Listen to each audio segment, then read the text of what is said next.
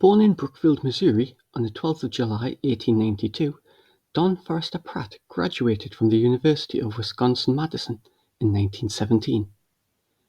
He received his commission as a second lieutenant after enlisting in the Army during the First World War in August 1917. From 1932 until 1936, he served as the adjutant of the 15th Infantry Regiment in Tientsin, China. Next, he was an instructor for the infantry school at Fort Benning, Georgia, from 1937 until 1941. Upon the entry of the United States into the Second World War, he was named the Chief of Staff of the 43rd Infantry Regiment, a position he held between 1941 until 1942. His next assignment came in August 1942, when he was appointed as the Deputy Commander for the newly formed 101st Airborne Division at the rank of Brigadier General. Pratt was named as the Assistant Divisional Commander on the 15th of September 1943 under Major General William C. Lee.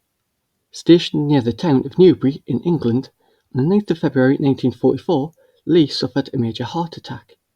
Pratt thought that he would be chosen to succeed Lee. However, Maxwell D. Taylor, the then artillery commander of the 82nd Airborne Division, was instead given command of the 101st Airborne Division. Pratt, meanwhile, continued to serve in his role as the Assistant Divisional Commander. For the American airborne landings as part of the invasion of Normandy, Pratt was originally assigned to command the division train and reserve troops of the 101st Airborne Division who were to be landed by sea.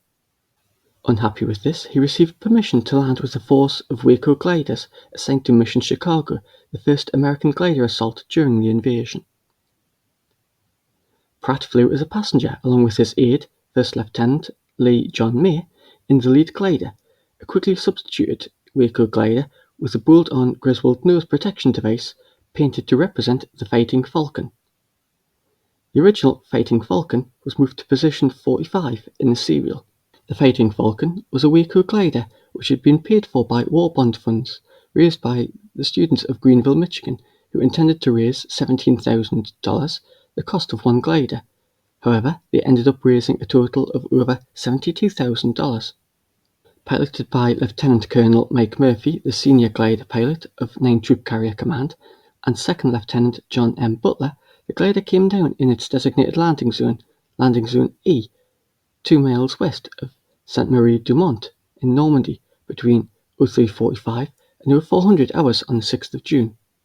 The glider landed successfully, but when Lieutenant Colonel Murphy applied the brakes, the wet, tall grass caused the glider to skid without significantly slowing.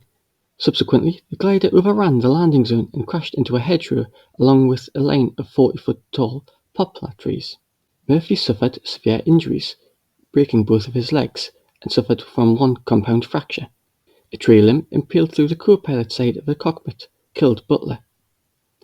Pratt, who was sitting in the Jeep, died from a broken neck resulting from whiplash.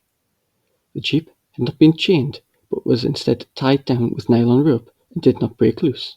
Lieutenant May was riding on the jump seat behind the Jeep and survived the crash. Pratt was the highest-ranking Allied officer killed on D-Day. He was first buried wrapped in a parachute in Normandy until the end of the war, and was then reinterred at Arlington National Cemetery on the 26th of July 1948. Pratt was succeeded by Gerald J. Higgins. This made Higgins the youngest general officer in the American ground forces during the Second World War. Many thanks for watching. Please subscribe for more updates, like and share. You can also help to support the channel at Patreon. Details are in the description box below.